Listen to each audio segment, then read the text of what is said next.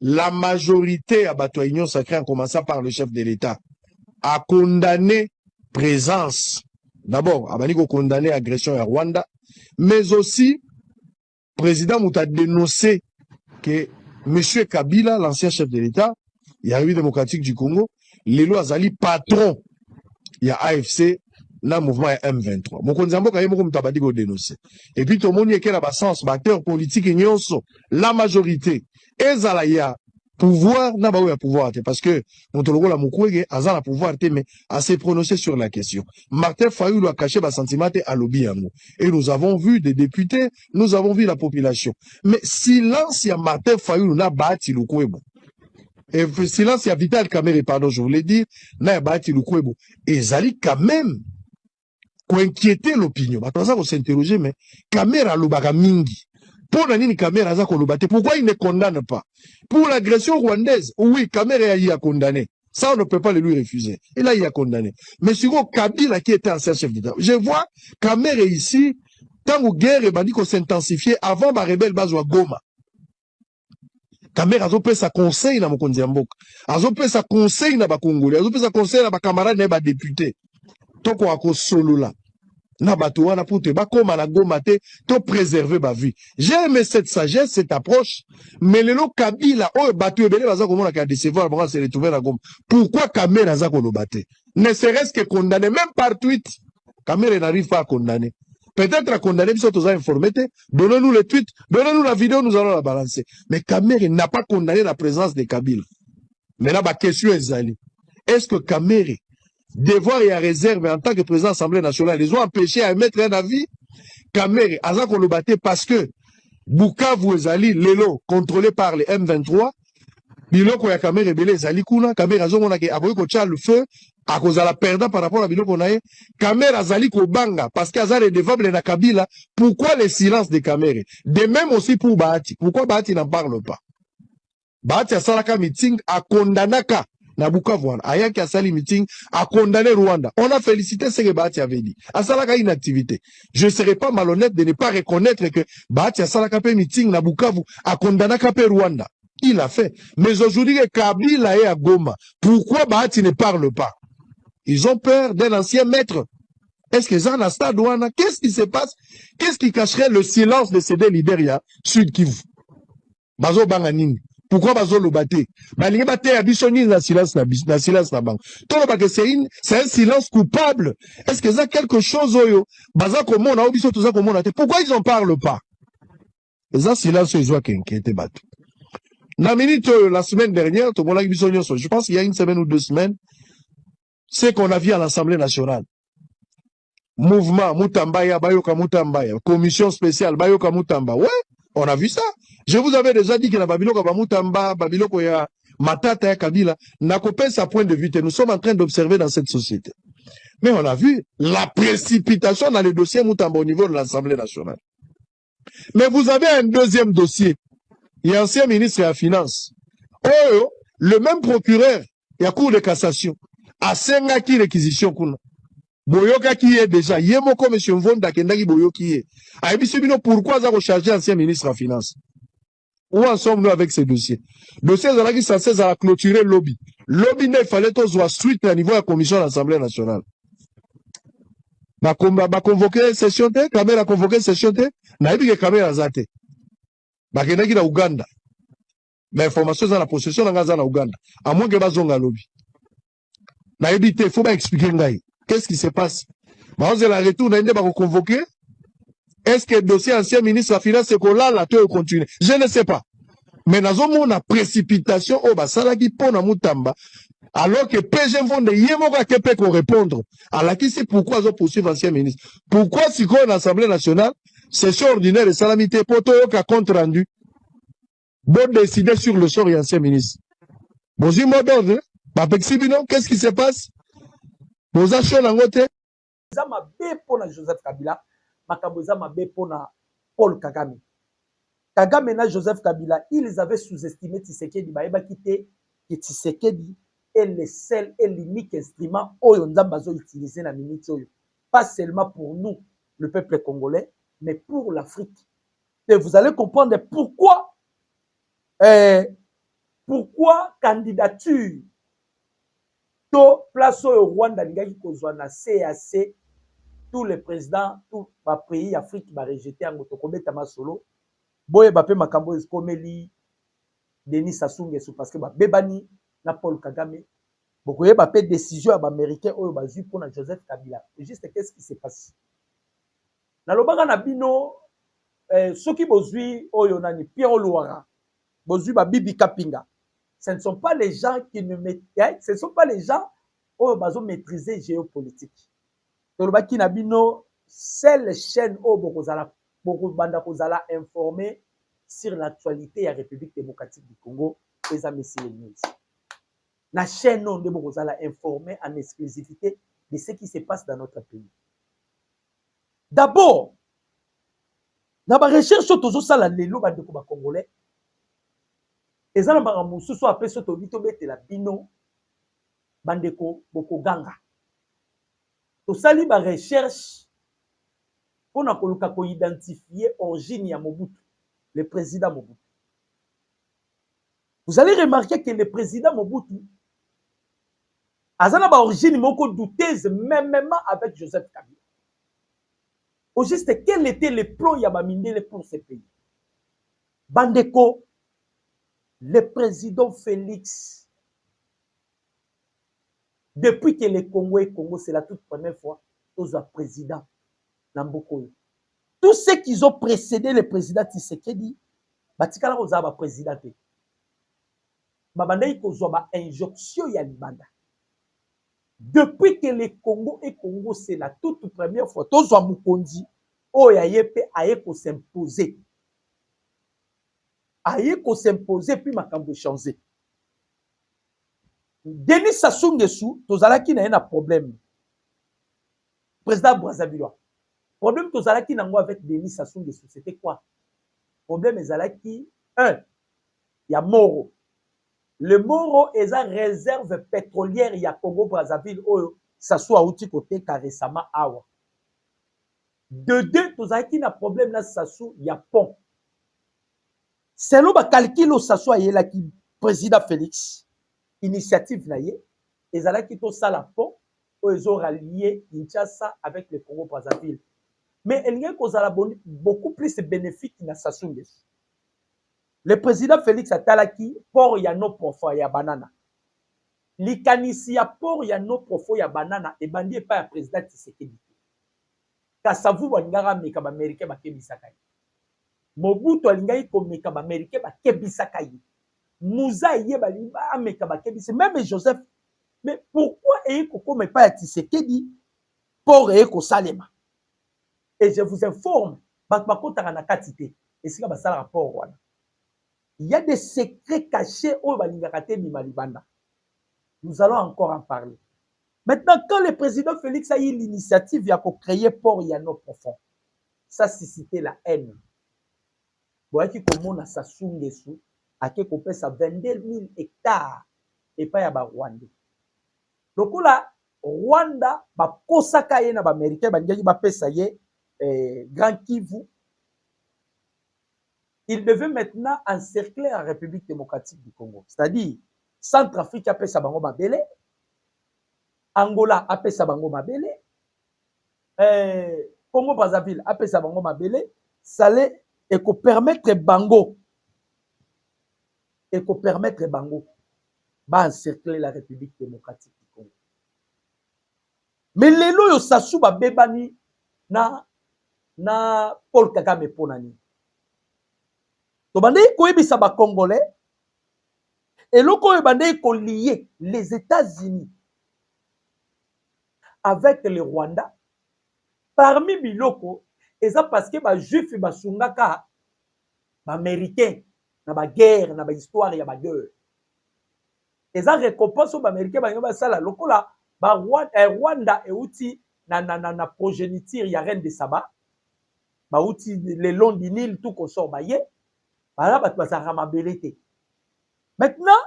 comme le président Félix a exercé la diplomatie, les deux pays qui avaient le statut il y a victime dans le monde, l'Israël et le Rwanda, et la RDC les a renversés par la diplomatie à président Tshisekedi. Maintenant, les États-Unis ont sanctionné tous les pays qui étaient en collaboration avec le Rwanda. Tous les pays qui étaient en collaboration avec le Rwanda. Bon, qui va ressortir ça à Congo Brazzaville, bah, il y a les États-Unis. De un. De deux.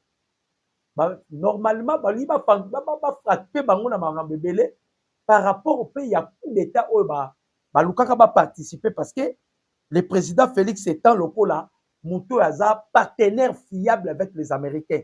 Les congressistes confirment qui balobi que Tshisekedi vient de sauver les États-Unis d'Amérique. Alors, local il y a pesa ba Rwandais espace 22 000 hectares. Lobby a télé à lobby à lobby. Tout le monde a fait ma belle auto pesa ba Rwandais basala que l'autre côté. Donc, on doit rompre le plus vite possible les accords que nous avons signés avec le Rwanda. CIAC. Et si au Rwanda ou là, CIAC. Je vais quand même lire les documents. Binomoro Bolanda. Aimez la vidéo, commentez, partagez les liens. J'ai dit bien aimer la vidéo, commentez et partagez les liens. Ah, Paul Kagame. Kagame. Tobisaka loko elekitika ezate.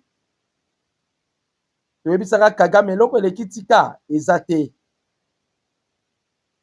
Parce que le Rwanda qui acquise maintenant la RDC, c'est à Pessi Bango ordre, il faut bapima. Là, on doit aussi parler de ce que les Américains, ici Joseph Kabila. Parce que tu as dit bino, Makambo Joseph Kabila zo sala, ezana ebandeli pe ezana suka.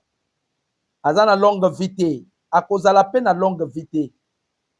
Kabila d'ailleurs, ndenge tu as dit ba Congolais, et loko ebenda ki Kabila, eza boyoka d'abord Rwanda, mais contactement à Rwanda.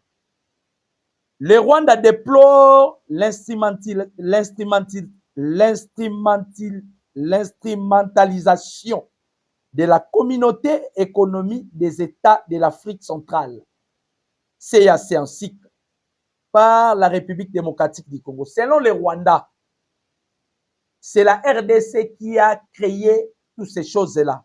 Nenge Paul Kagame Alobi, tous les présidents, il y a Afrique, Tshisekedi a bango kotisi bango na poche na ye.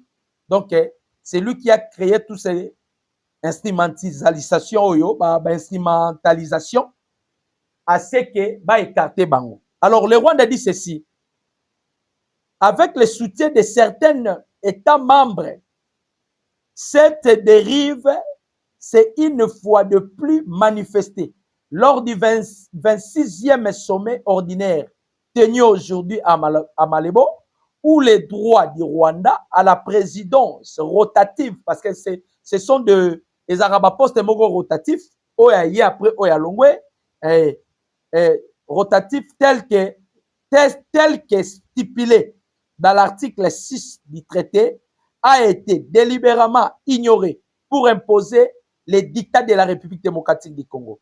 Le Rwanda avait déjà, dans une lettre adressée au président en exercice de l'Afrique, de l'Union africaine, dénoncé l'exclusion illégale du 22e sommet en 2023 à Kinshasa, sous présidence de la République démocratique du Congo.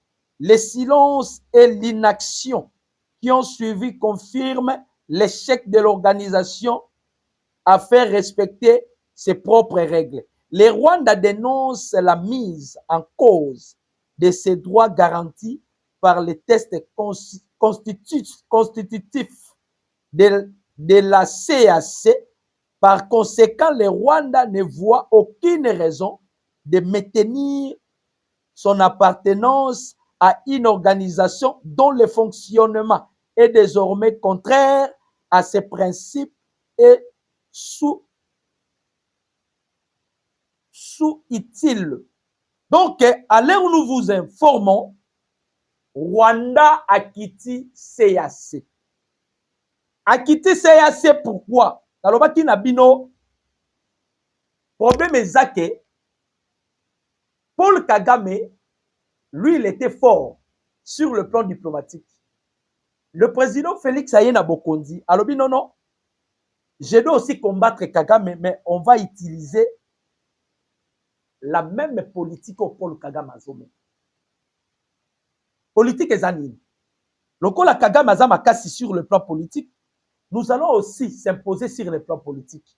Mais, tozo kende na Paul Kagame siko na dimension à ndenge. Parce que Kagame Azali na politique moko boye, il crée d'abord ba lobbyiste et belé. A éparpiller ba lobbyiste, a zu pembongo a pesi. Et bandeko wana ba congolais ne faut pas ko bosana que politique ya lelo ezo marché pe na mbongo. Il faut mbongo ezala, botsa ba bo mise ba mbongo, bosala boye. Tolobaki to osala même politique au Paul Kagame salaki. C'est de la même politique au Kagame sali, mais on a maintenant contré Kagame sur le plan diplomatique. Donc il te contré yé. Dès que tu contré yé, Kagame lobby, Tshisekedi a embobiné tous les présidents africains. Tous les présidents africains ba komi na obédience à Tshisekedi, ba yo kaka Tshisekedi a lobby salaka, oh Tshisekedi azo senga yango izo salema. Donc yé azomona importance na yé na CACT. Mais le CAC ba pesi Kagame ultimatum lelo, ba bimisi communiqué officiel. Ba pesi ultimatum, ba lobi na yé soka bimi STT, ba ko s'en charger na yé. Wane za ya liboso. Yami bale, je vous informe aussi le 2 mars yaba américain. Il y avait une réunion d'urgence Kotaki lobby aux États-Unis d'Amérique. Ah, nazolo banabino, l'Américain va procéder maintenant sur les éliminations. Totangela kibino, bato wapi, baza déjà na lignée ya, ça veut plutôt baki nabino Corneille Nanga, Makanika Sito Bomaye, Sulutani Makenga, Bertrand Bisimwa, Batouana Nyonso. Ah, watozolo banabino, Baebisi Kabila, il doit quitter Goma de toute urgence. Kabila doit quitter Goma, pourquoi? Les Américains, Basololi na Paul Kagame. Nalobaka ngokuto avant même que je sois malade, na kende. Américains, Baebisaki Kagame, Baebisi Kagame, Balobi na ye. Avant la signature, il y a accord, il faut quitter Est de la République démocratique du Congo avant 5 jours. Alors, ndenge Kagame babengi saki Joseph Kabila bakendaki na wana ils ont y à parler bazoluka baye bakaka qu'est-ce qu'on doit faire bakendaki ba planifier balobi ba attaquer parce que tozo banabino awa to reparler pe sur la situation sécuritaire na Est bitumbe lisusu makasi ils avaient planifié ba attaquer. Maintenant comme les congressistes américains bakotaki, ils ont examiné les dossiers de Joseph Kabila. Nega ba examiné le dossier de Joseph Kabila. Ils ont décidé que Joseph Kabila doit quitter Goma. Donc Kabila a un débisika au foizoke. A un débisika. Kabila soit accueilli na Kiban parce qu'il y a Ponaki Kiban, soit Argentine. Bisika mi balo fo Kabila accueilli. Kiban ou bien Argentine. Les Américains se sont déterminés. Vous allez comprendre que Donald Trump a commis qu'on frapper surtout Balien Soya Kagame. Tout cela, c'est pour fragiliser Kagame. Ils savent bien que Basala qui fraternité, Congo-Brazzaville, a comme qui pomo koboye majeur, il y a qu'on permettre Kagame à cibler, à viser Kinshasa. Parce qu'on devait aussi utiliser Congo-Brazzaville avant même que arrêter François arrêter qui na beach na biso bakangaki ba français. Congo-Brazzaville azalaki premièrement azalaki base aérienne parce que Rwanda azalaki na besoin ya pays où pour permettre azala à contact seulement avec la République démocratique du Congo. Alors Kagame a encerclé ba biloko wana nyonso Kagame a encerclé et Kagame se rend compte que c'est lui qui est le perdant. C'est lui qui est le perdant. Nalobi na bino ke bitumba eye makasi na Est, on doit aussi en parler pour le Belango. Alors, si on pour Sassou Nguesso,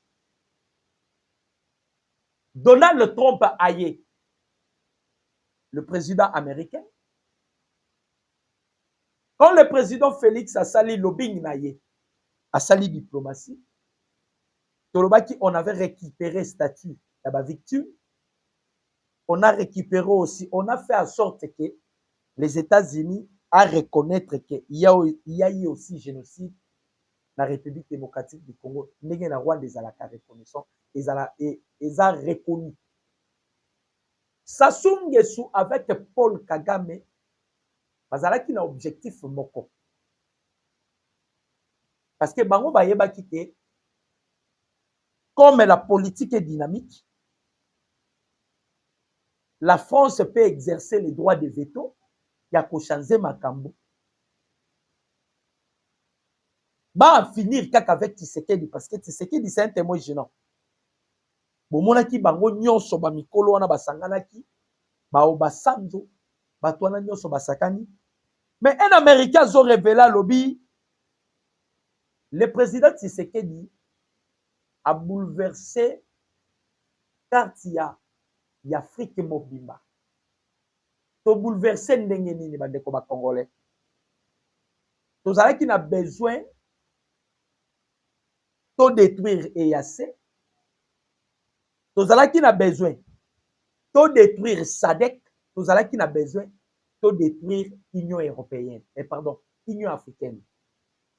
EAC, SADC na Union africaine. Eza ba branche oyo Rwanda azalaki kovandela. Eza ba branche Rwanda azalaki kovandela parce que ekomaki lokola ba alibi ya Rwanda. Rwanda faisait des bêtises.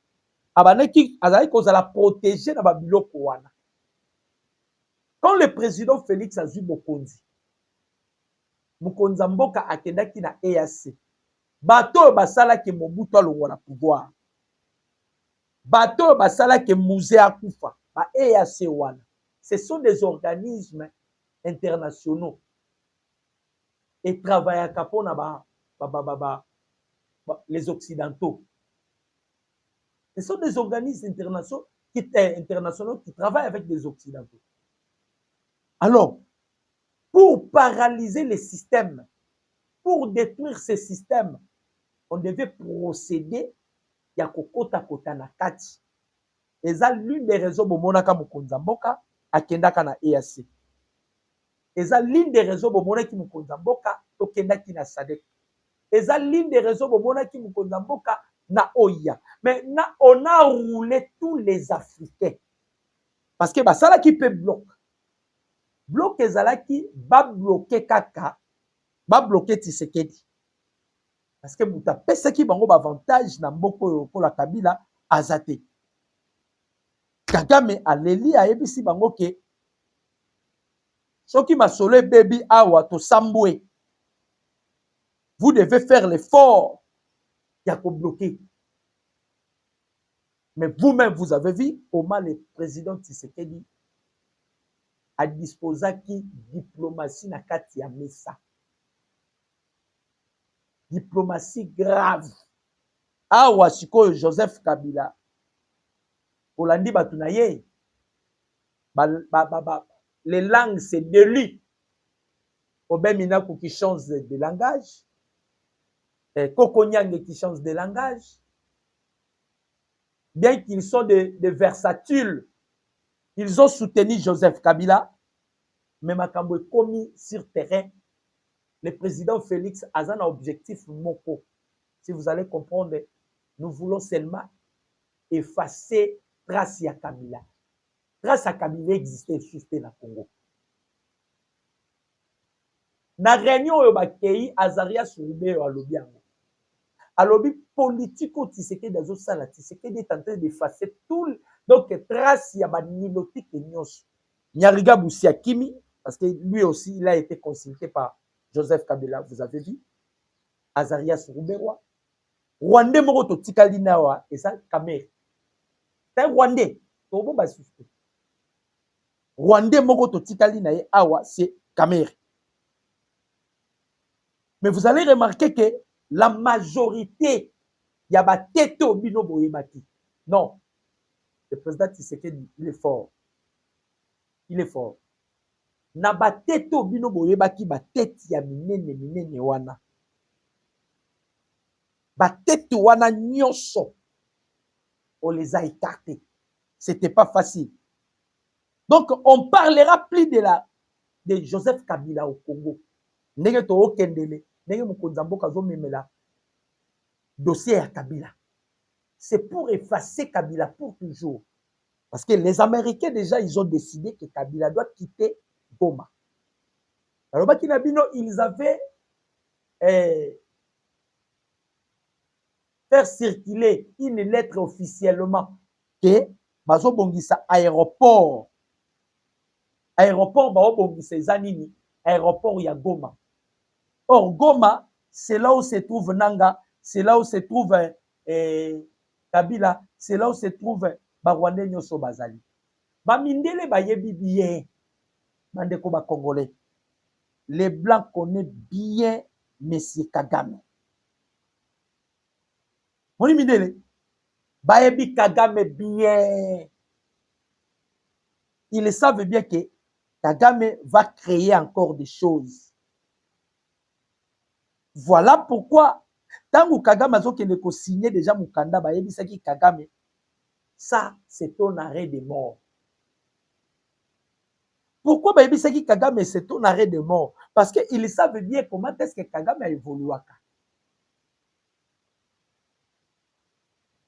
Bayebi ndenge nini Kagame a évolué. Bayebi ndenge nini Kagame a réfléchi. Bayebi ndenge nini Kagame a tambolaka.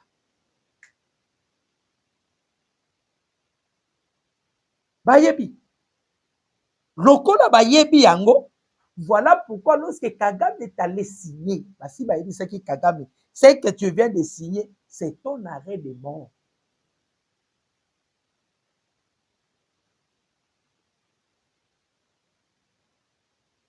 Chers Congolais de père et de mère,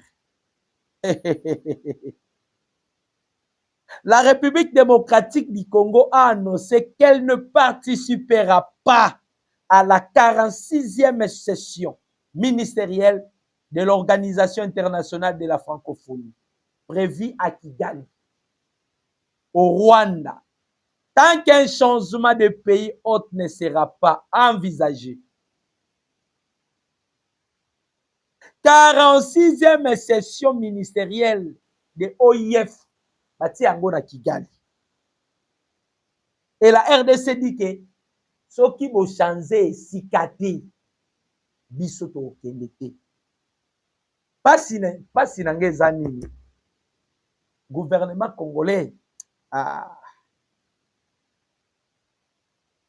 Le pays qui fait que la France a un droit de veto dans le Conseil de sécurité des Nations Unies, c'est la RDC. Tozana ba façon nyonso ya ko affaiblir France. Ba façon nyonso. Mais notre gouvernement, on a toutes les façons de affaiblir France. Parce que le seul pays où Atikali Naba Rwandais, c'est toujours la France. Jusqu'à présent, la France continue de soutenir le Rwanda. Même Sassou, il dit ça en guise de cause, pression l'équipe, parce que la pression diplomatique, James Kabaré Bazolela, alors dit depuis que le Rwanda et Rwanda, c'est la toute première fois, Rwanda a connaître pression diplomatique. Rwanda subir pression diplomatique que vous ne pouvez pas imaginer. Depuis que le Rwanda est Rwanda, c'est la toute première fois Rwanda a subir pression diplomatique. Niveau to memeli politique, Rwanda za ko s'en sortir te. Atie ba lobbyiste, ça ne marche pas. Atie bongo, ça ne marche pas. Rwanda a utilisé même de mercenaires et de mercenaires. Les infiltrés, niveau ya politique et l'équilikolo. Rwanda za ko s'en sortir te. Azako s'en sortir te sur le plan diplomatique. Bandeko, vous imaginez un peu la RDC a lobby. na CAC tolobi kaka ya koloba hein?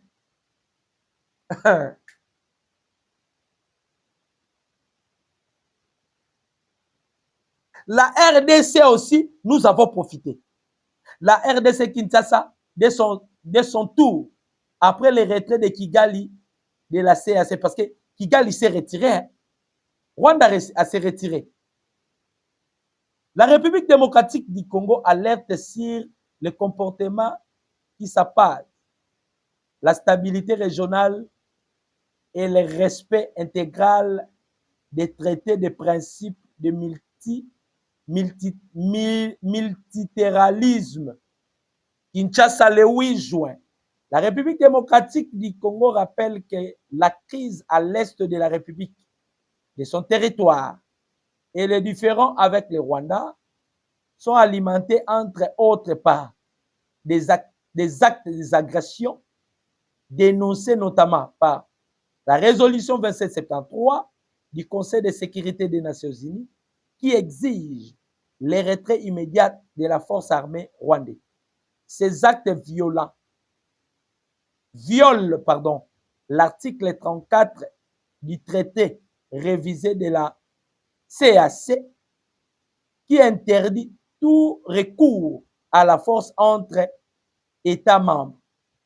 On ne saura invoquer certains droits tout en bafouant les obligations fondamentales du même traité et les droits d'un autre État membre.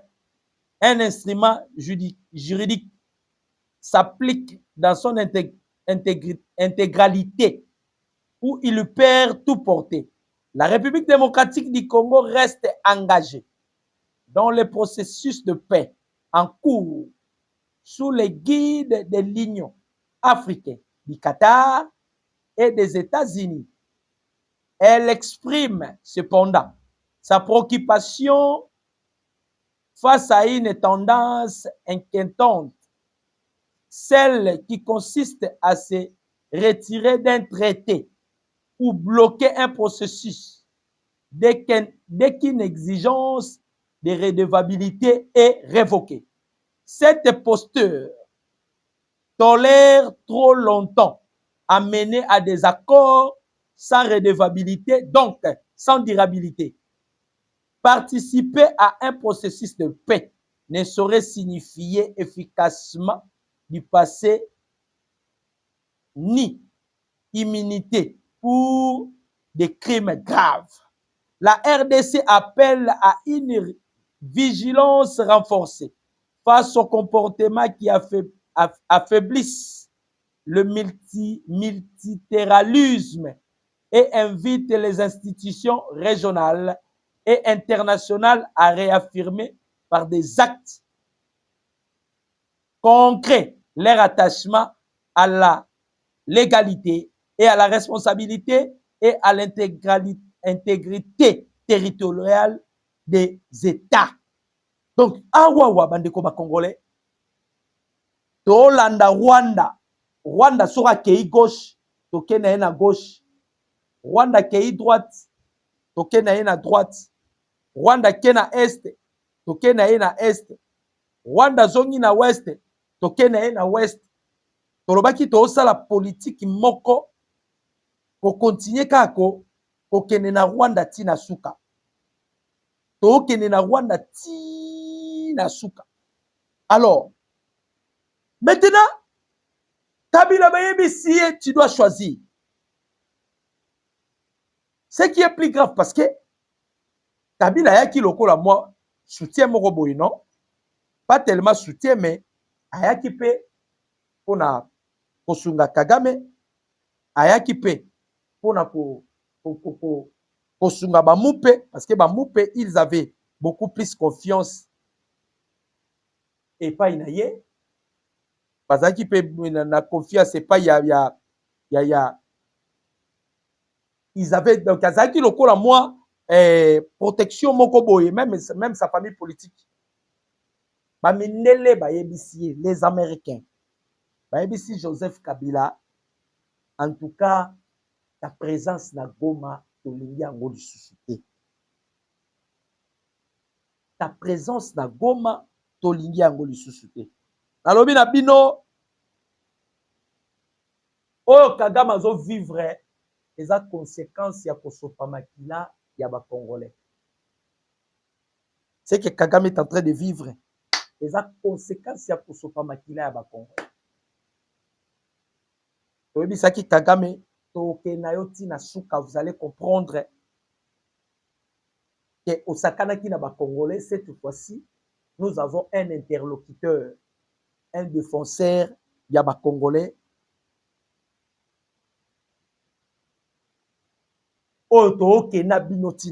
Parlons maintenant na est de la République démocratique du Congo. Parlons de l'est de la République démocratique du Congo. Ba oyo bozomona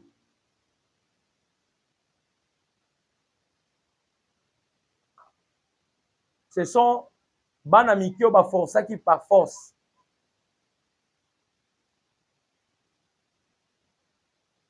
Bana mikio bakangaki par force. Bazwaki bango na Walikale. Bazwaki bango na Walikale. Bakangi bango bakotisi bango na armée. Bazo maltraité bango. Mais il y a quelques oyo bakimaki. Bakimi. Nde bamemi sango. Maintenant, bitumba na niveau nini siko tokomeli. Tozana bitumba.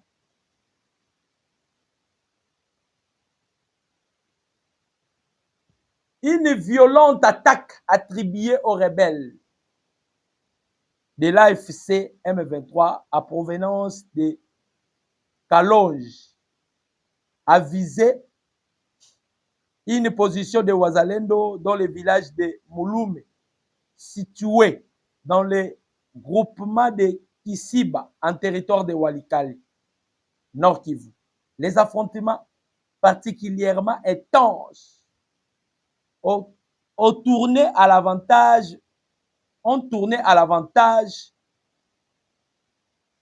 de nos vaillants commandos qui ont réussi à prendre le contrôle total du site.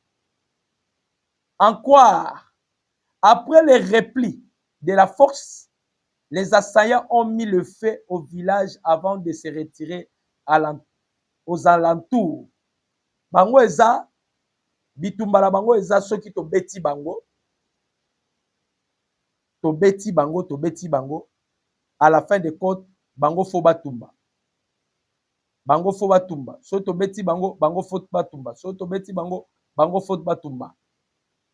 Des combats sont signalés depuis ce matin lundi dans le village de Kwasaboun, Mbialere, Mangonjoyo, Babingi et Timbwangoma en Fizi, au sud Kivu. Les combats, les Wazalendo s'opposent aux rebelles Touiranero et Red Tabara, tous ses alliés aux rebelles du M23 signalés des sources. Côté Missoussou, voilà ce qu'ils font les rebelles du M23. Côté Abukavu, bakomi koko tapé, bazotumba, na Walikali, les FRDC ont réussi à déloger les rebelles du AFC. Na colline ya Kobe, groupement Kiziba. Donc, bitumba partout. Bitumba oyo ezadi ya quoi? Nenge tolobaka kaka, nous sommes vers la fin ya victoire oyo, bitumba oyo. Tellement tokomi na suka. Oyo tozo gagner elonga oyo, bandeko ba Congolais, nde bomoni ba makambu ebele. Oyo bozomona Paul Kagame azoluka par quel moyen azoluka alibi parce que les 15 des asuka, surtout que les Américains baebisaki Kagame balobaki ezo dépendre kana yo soki olingi oye soko olingi te, mais les deals déjà la République démocratique du Congo et les États-Unis, tolobaki na bino déjà, les Américains, Sénat, ici approuvaki yango, Congrès, ici approuvaki yango, bato wana nyonso si approuvaki yango. C'est-à-dire, ces deals-là, ils ont une importance, surtout, c'est que les Congolais, ebele bazoye bate, importance ya motuya ezanini.